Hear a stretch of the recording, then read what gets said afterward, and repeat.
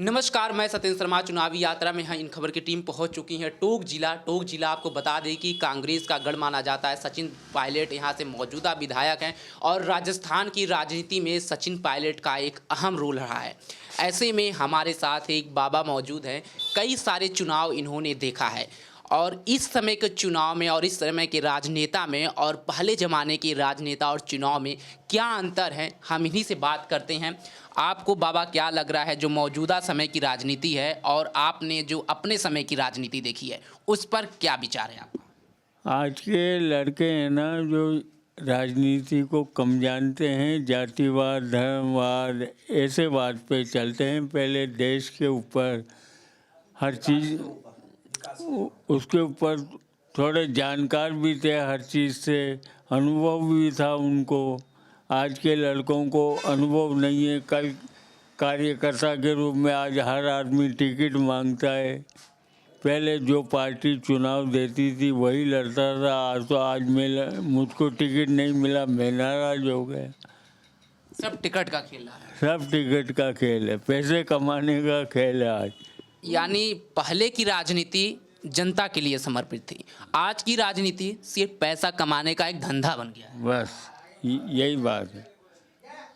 आप अभी के नेता जो हैं, मौजूदा समय में अशोक गहलोत हुए, देश के लिए नरेंद्र मोदी हुए, राहुल गांधी हुए, चाहे आपके सचिन पायलट हुए, इन सब नेता में क्या खूबी देखते हैं पहले नेता के तुलना में? ये जो चारों नाम आपने बताए ना, चारों नाम फिर राजनीति में अपनी जगह थोड़े फिट बैठते हैं। इन्होंने मेहनत करी है, गहलोत सामने भी मेहनत करी है, तो मोदी ने भी खूब सालों से मेहनत करी है, पायलट ने भी अपनी पार्टी के लिए अपने लिए मेहनत करी है। इनका निखार है, इनका थोड़ी पहचान भी बनी है इनके काम से, इनकी तपस्या से, इनकी मेहनत से। आपसे अभी थोड़ी देर पहले बात हुई, आप अटल जी की बात कर रहे थे। अटल जी को आप करीब से देखे हैं, उनके साथ चले हैं, आपने बताया, उनके साथ जेल में भी आप गए हैं, तो उस समय आपका अनुभव अगर कुछ हो तो वो बताइए। हमको उस वक्त बड़ा राजनीति का जुनून था। 1971 में जब भारत पाकिस्तान का युद्ध हुआ था, बांग्लादेश भी था। बांग्लादेश मतलब पाकिस्तान में जो चुनाव हुए थे उसमें बांग्लादेश अवामी लीग की पार्टी को ज़्यादा सीटें मिली। पाकिस्तान के तानाशाहों ने उसको कुचल दिया, उनको सत्ता नहीं दी, इसलिए बांग्लादेश अपना आंदोलन खड़ा किया। उसमें भारत भी बीच में आ गया। पाकिस्तान ने भारत के ऊपर आक्रमण किया था, फिर बांग्लादेश का भारत ने साथ दिया था। तो उस वक्त जीती हुई ज़मीन के बारे में हमारे वाजपेयी जी ने बांग्लादेश को मान्यता दो। 12 दिन का आंदोलन चला था उस दिन। 2,000 आदमी दिल्ली में गिरफ्तार, मैं भी गया था उस टाइम पे। तो मैं अटल जी के साथ गिरफ्तार हुआ था उस टाइम। तो अटल जी के साथ आपका अनुभव कैसा रहा? कैसे नेता, ही तो अटल जी जमीनी नेता माने जाते हैं, आपके लिए अनुसार कैसा अनुभव था? अटल जी बहुत जानकार। मैं उनसे पूछा, साहब मन का आप तो टोंक पधारते नहीं, भैया तुम कहाँ के रहने वाले हो? तो उन्होंने तपाक से उत्तर दिया, वो नवाबों की नगरी। मैं देख के सुनने रह गया, मन का कहाँ टोंक, नवाबों की नगरी। पहचान कर ली उन्होंने। अब वो जानकार थे। फिर यहाँ टोंक आए रात को, मुझे पहचाना, मेरे माथे में तेरे कहने से आ गया हूँ टोंक। आपसे मुलाकात हुई थी उनकी? जी, जेल में। आपकी बात उन्होंने सुन लिया? हाँ। और उस समय इंदिरा गांधी, अटल जी की बात आप कर रहे हैं, तो उस समय इंदिरा गांधी भारत का एक बड़ा चेहरा थी। अटल जी कहा जाता है कि उन्होंने भरी लोकसभा में दुर्गा का उन्होंने रूप कहा था इंदिरा जी को, जब उन्होंने पाकिस्तान का बंटवारा करके बांग्लादेश नया देश बनाया था। तो इंदिरा जी के बारे में आपका क्या कहना है? इंदिरा जी के बारे में दुर्गा नहीं कहा था उन्होंने, कहना आज हमारा पूरा देश ही एक पार्टी है जिसकी नेता इंदिरा गांधी हैं। यही पूरी एक नेता है, दुर्गा नहीं कहा था उन्होंने। लेकिन मीडिया में एक खबर कई बार नहीं, अब वो फैला दो। मैंने खुद ने उस वक्त अखबार में भी पढ़ा था, टेलीविज़न में भी शायद चला हो। तो ये सारा देश ही एक पार्टी है जिसकी नेता श्रीमती इंदिरा गांधी है। यानी उस समय की जो राजनीति है, उस समय पक्ष हो या विपक्ष, देश का अगर मामला आता है तो दो सारी पार्टियां साथ नजर आती हैं। लेकिन आज के समय में अगर देश जो मौजूदा केंद्र सरकार है अलग कुछ फैसला लेती है, जैसे अभी इजराइल फिलिस्तीन का मामला चल रहा है, तो भारत इजराइल के समर्थन में है, बल्कि अन्य पार्टियां जो विपक्ष में है, कांग्रेस हो, सीपीआई हो या कोई भी पार्टी हो, फिलिस्तीन के समर्थन में है। तो ऐसा उस समय की राजनीति में क्या था और इस समय की राजनीति में ऐसा क्यों? उस समय की राजनीति में इतना बवाल नहीं आया था। अब आज तो अपने स्वार्थ के वोट के खातिर अब कोई किसका समर्थन करता है, राष्ट्रीय नीति नहीं बनती है इस मामले।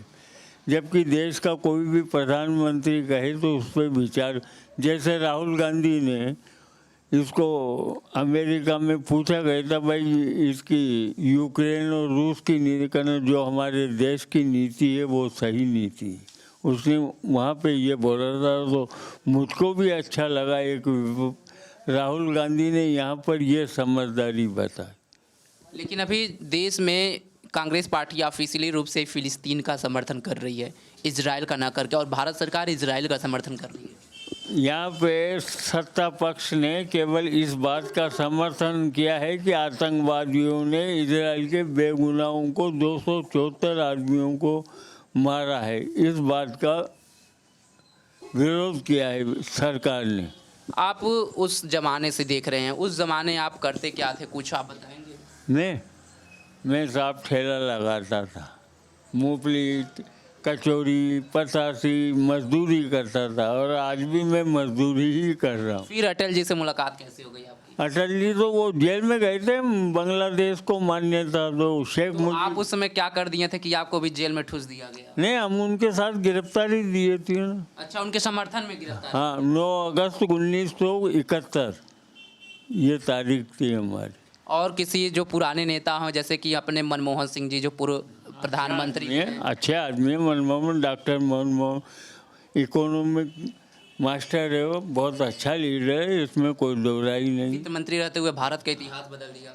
नरसिंह राव के टाइम पे था वो मुख्य सचिव, आर्थिक सलाहकार था नरसिंह राव जी के टाइम पे। अच्छे हैं। आपने नेहरू जी को भी देखा है?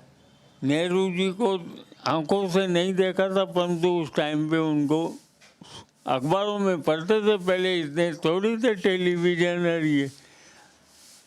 और लाल बहादुर शास्त्री एक ऐसे नेता हैं जो जमीन से और किसान नेता माने जाते हैं। उन्होंने ही नारा दिया था, जय किसान जय जवान। तो लाल बहादुर शास्त्री के आप भी बुजुर्ग हैं और वो अपने वेशभूषा के लिए भी जाने जाते हैं। देश हो या विदेश हमेशा धोती कुर्ता पहन के जाते हैं, भारतीय पोशाक पहन के चलते हैं। तो उनके बारे में क्या कुछ चाहिए? शास्त्री जी जिस वक्त बाहर गए थे न, तो उनके कुर्ते के कुछ कटा हुआ था, साधारण रहते थे। उनकी आर्थिक स्थिति भी अच्छी नहीं थी। लाल बहादुर शास्त्री वो जैसे साधारण थे वैसे ही रहते थे। अच्छा नेता था देश के लिए। नेहरू मंत्रिमंडल में भी थे वो मंत्री। फिर वो पलटा, समय पलटा तो उनका नंबर प्रधानमंत्री के ऊपर आ गया। पाकिस्तान ने युद्ध किया, उसका मुकाबला किया। अच्छा, बहुत बढ़िया नेता। और मौजूदा समय में अभी तो किसकी सरकार आप राजस्थान में बनते देखना चाह रहे हैं? सरकार तो वैसे काम के अनुसार तो गहलोत की बन सकती है। यानी गहलोत ने काम किया है? हाँ, काम तो किया है।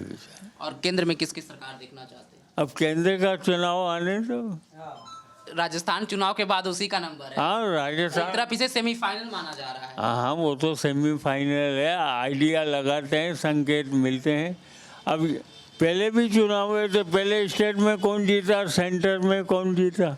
ये भी आदमी सेंटर के लिए मोदी को पसंद करता है या गहलोत को पसंद करता है या और कोई को पसंद करता है। आदमी ये भी देखता है भाई ये सब पार्टियां मिलकर भी एक पार्टी बहुमत नहीं मिला सकती, तो फिर मोदी को जाता है वो वोट।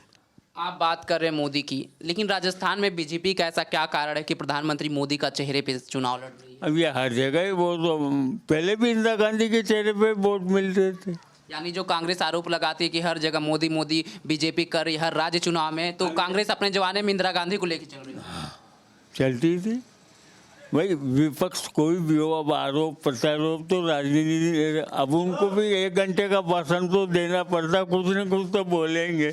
एक बात और आपसे लास्ट सवाल पूछेंगे, आपने गांधी परिवार को पूरा देखा है, गांधी परिवार को करीब से देखे हैं, उनकी राजनीति को करीब से समझे हैं, तो पहले के गांधी परिवार, जवाहरलाल नेहरू हो, इंदिरा गांधी हो, राजीव गांधी हो, संजय गांधी हो और सोनिया गांधी हो, हालांकि वो नेता नहीं अध्यक्ष तक रही हैं, यूपी अध्यक्ष भी संभाली हैं, तो इस समय के जो कांग्रेस के प्रमुख हैं राहुल गांधी जी, और मौजूदा राजनीति में जिस तरह से वो लगातार जनता के बीच जा रहे हैं, भारत यात्रा की उन्होंने, और इस समय कभी कूली बनते हैं, कभी मोची के दुकान पे बनते हैं, कभी जाके बाइक चलाने लगते, बाइक रिपेयर करने लगते हैं। राहुल गांधी अच्छी मेहनत कर रहा है इस 1.5 साल से अपने कैरियर के लिए, पार्टी के लिए बहुत अच्छी मेहनत करनी चाहिए थी जो कर रहा है। अब परिणाम कैसा देती है जनता, इसका कोई चुनाव में आप अपने अनुभव से बताएं कि क्या आने वाले भविष्य में जो राहुल गांधी का सपना है, कांग्रेस का सपना है, सोनिया गांधी का सपना है कि राहुल गांधी देश के प्रधानमंत्री हों, आप क्या भविष्य? राहुल गांधी पहले किसी के ऊपर दया के मोहताज से प्रधानमंत्री नहीं बनना चाहता था, वो अब ये दिखा रहा बनूंगा प्रधानमंत्री तो मैं मेरी मेहनत से बनूंगा। मैंने तो ये अनुभव किया। यानी राहुल गांधी खुद को प्रूफ करने लगे कि हाँ मैं प्रधानमंत्री पद के लायक बनूंगा तभी पीएम बनूंगा। हाँ, मेहनत कर रहा है, इसमें कोई दो राय नहीं है। मैं वो राजनीति का मतलब है नेता को अच्छी तरह मेहनत करना चाहिए, हर क्षेत्र में मेहनत करना चाहिए, अपनी पहचान बनाए, अपनी पार्टी की पहचान बनाए, जब जाके उसको मिले।